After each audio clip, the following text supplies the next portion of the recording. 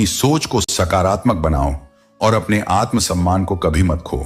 नरक के 3 द्वार हैं, वासना, क्रोध और लालच। जो इन तीनों से घिरा होता है वह आत्मा की शुद्धता से दूर हो जाता है और जीवन की सबसे मूल्यवान चीज शांति को खो बैठता है। इसीलिए खुद को संभालो, अपने मन पर नियंत्रण रखो और जानो कि जो तुम्हें नीचे गिराता है वह सुख नहीं, मोह है।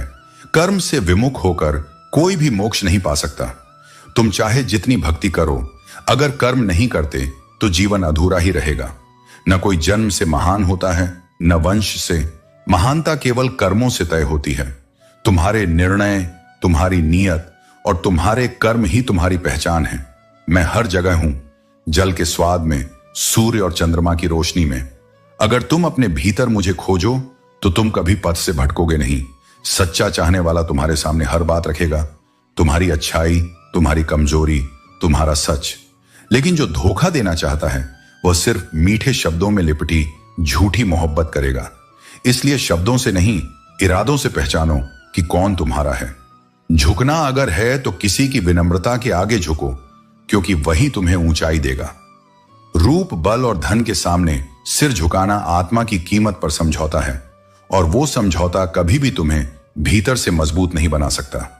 संदेह का बीज जब मन में बोया जाता है तो सबसे पहले विश्वास की जड़ें सड़ती हैं और अंततः पूरा संबंध खत्म हो जाता है। इसलिए स्पष्ट संवाद रखो, लेकिन संदेह में जीकर खुद को मत जलाओ। मिलता वही है जो हमने बोया है।